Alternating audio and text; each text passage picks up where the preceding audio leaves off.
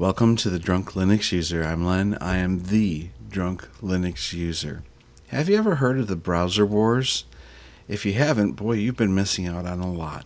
It's one of the most contentious things on the internet, and it's generally based around which version of Chrome or a Chrome-based browser goes up against something like, say, Firefox and its offshoots as well. Before we get into that, though, I want to say that I am pleasantly surprised and very happy that I was very wrong yesterday when I started talking about Linux Mint's new theme. Now, the default theme, honestly, it really didn't look that much different to me. But if you take a look, for example, at what we're dealing with right now when it comes to the dark theme, let me bring that little boy over here. All right. You can see, and the icons are not default. Those are mine. But the window borders, the theming itself, this is the new standard Linux Mint dark theme using Aqua. Okay, you can change it to red. You can do all kinds of things with this. I like it. It's actually very nice. The contrast between text and the background, for example, for the folders, for the panel along the side, everything is very, very nice. So I take back what I said yesterday about it not looking very different. Radically different? No. It's subtly different, but it's really nice. So good job, Linux Mint. Good job. Okay, let's talk about browsers. The two big browsers out there are Chrome and Firefox. But within Chrome, you have different offshoots. Brave is one of them, and it's definitely moving up the ranks. So I wanted to show you this web page right here that talks about the difference between Brave and Chrome and what the Brave company has done to strip out all the phone home stuff that Chrome will give you and more of the privacy features that Brave adds to the game. So the difference is pretty significant, actually. And one of them is that Brave is an open source browser. It is based off Chromium. Chromium is developed by Google. It is their basic bed to create whatever they're going to be working with in Chrome, which is their company proprietary browser.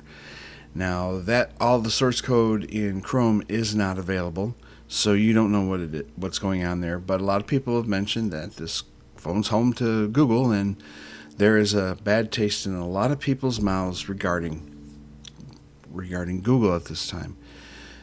So I'm going to leave these links up in the show notes like I always do, so you can take a look and figure out what you want. But this does talk about the privacy angle, the performance. The difference in speed, I don't know. I don't use Chrome anymore. And it's very possible that Google has incorporated certain technologies into their browser that does help speed things up. But if you're like me, for example, and you don't allow prefetch or where the browser starts going out and automatically getting the information before you even have a chance to really get there. And if you don't have the system cache turned on, which I don't. So every time I open up a browser, for example, or a new browser window, I'm working with a clean slate. I don't have anything stored on my computer from the day before, so it has to reload the page all the time. So I don't know exactly how this was worked, but they do say that Chrome is just a little bit faster, and I don't know if it's noticeable or not. Sometimes milliseconds mean nothing, okay? So this is one part of the browser wars, and I'm bringing this up because it is a browser war within a particular style of browser. If you want to download and install Google Chrome for Linux, this is a really nice article because it doesn't just deal with one particular distribution, and certain distributions you can't get through their repositories. So you have all these different commands here. Pick your distro, follow the line-by-line instructions, and you'll be running Chrome in no time if you rely on Chrome. Why am I even bothering from the security point of view? Well, it's like this. There are times people have to work from home, or they have to bring their own equipment into an office, for example, and they have to use Chrome because the company requires Chrome for certain setups. And I worked for a company like that once. I couldn't just use my computer. I couldn't install Brave because it wouldn't. They said it wouldn't work, and they wouldn't support it. So sometimes you just have to, it's sort of like Microsoft Edge. If you're working for a company that uses that and you're required to use that, well, okay. Oddly enough, Microsoft Edge is based off from Chrome too. Very popular web engine. If you want to install Brave, here's a link that'll get you over there as well. And again, we have different styles of distributions to install on. And I'll leave this link up as well, all the links actually. It all looks daunting. It's like, oh my God, look at all these commands. Actually, it's so fast and so easy. Just pick your distribution like I said before, and it's a snap. Well, you can use snaps, but you can use other things too. Now, onto Firefox. This is where things get really heated. A lot of people enjoy Firefox a lot. However, Mozilla keeps changing up Firefox, and it does kind of cheese off a lot of people as well, because certain extensions and such will break between major updates in Firefox. That's not to say that can't happen in Chrome, because it does, but it doesn't happen as often as it does in Firefox. Firefox seems to have, like Google, by the way. I'm not just singling out Mozilla, but Firefox developers have a way of introducing things and taking things away that you start getting used to because, well, it just isn't working out, or we don't like it. Whatever the deal is, that's what Mozilla does.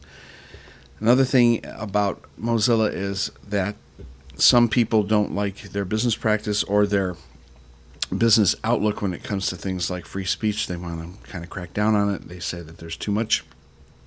So there is that thing that I brought up before, that if you have to use Firefox,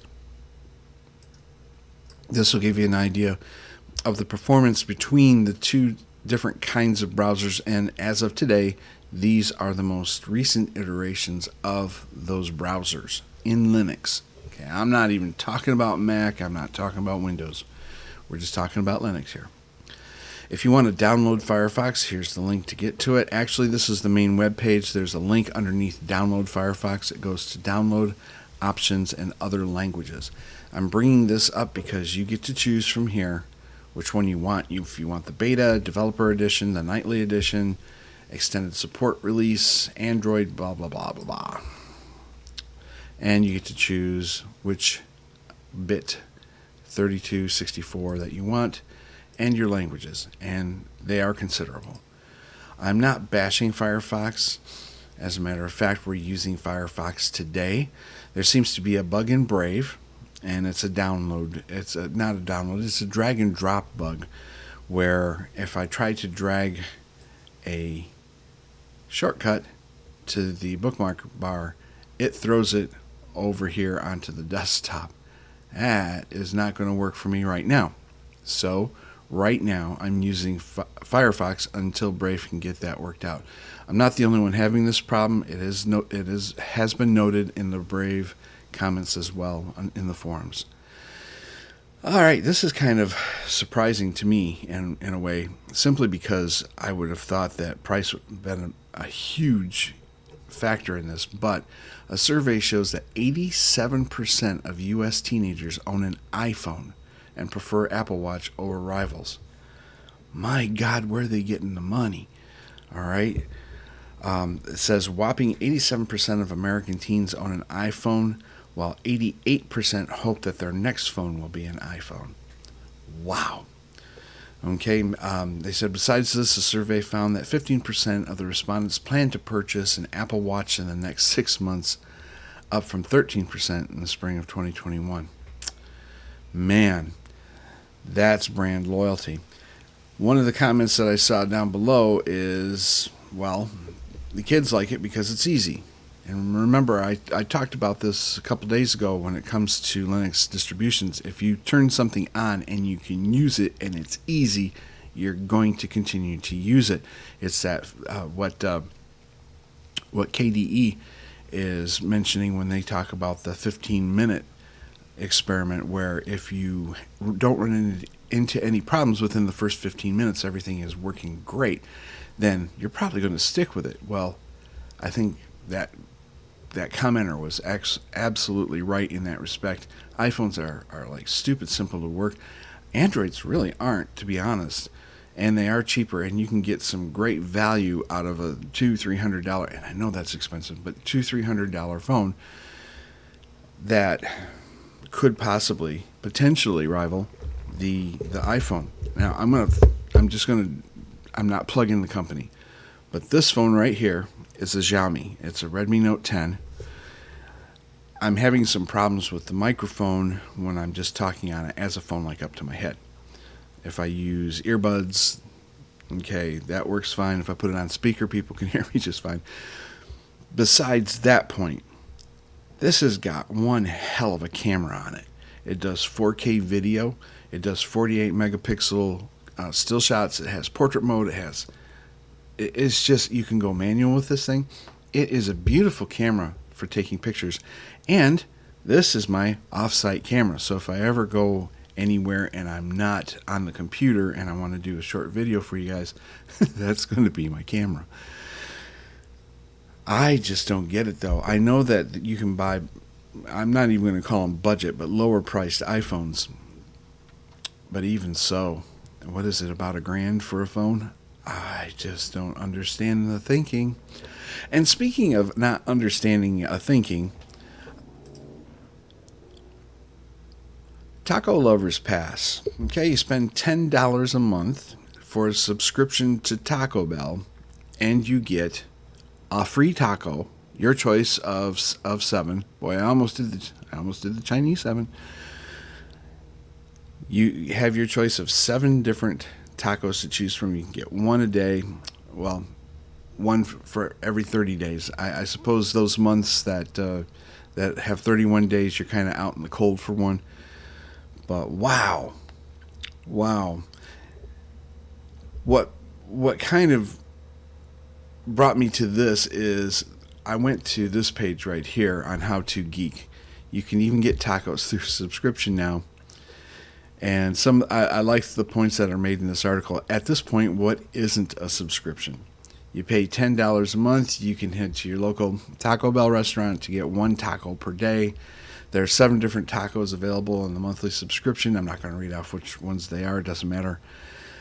This makes us wonder, though, what else will be a subscription? There are subscriptions to video games, movies, TV shows, food delivery, and now tacos. Perhaps we'll subscribe to pets. Do you get a new dog every month in exchange for a monthly fee? Where does it end? Yeah, where does it end? I have one more thing I'd like to bring up on this as well.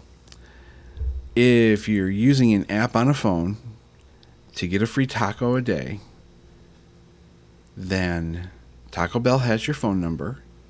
They probably even know your geographical location. And just on the what if side, and I'm not trying to be paranoid about this or anything, but we do know that information is being sold off to everybody. What if insurance companies have gone to places like Taco Bell and McDonald's and Burger King and said, hey, make sure that you've got something cool on your app so that we can get your information and find out how much junk food they're eating. That way, when they start clutching their chest and having difficulty breathing and all that good stuff, and their lips turn purple, well, maybe we can charge them more money on their insurance and their hospital stay. That's just one thought. There might be others as well. But that example of selling your information for what kind of reason, we don't know. There's always that third-party affiliate thing that they keep talking about. But I just thought, taco subscription. It's actually, financially it's a good deal if you're actually going to use it every single day. It shows a couple of things. First of all, I think that Taco Bell is kind of gambling on the fact that you're not going to go there every single day. Okay, that's one line of thinking. And the other line of thinking is that, man, the markup on those things must be astronomical, right? Okay, so let's get on to the normal life, right? Remember our words of wisdom. Don't drive drunk, don't drink and drive. Don't go to eBay, Amazon, or use MS Edge all buzzed up thinking you're going to buy the coolest stuff because you're probably not. In the meantime, bottoms up. Later, dudes.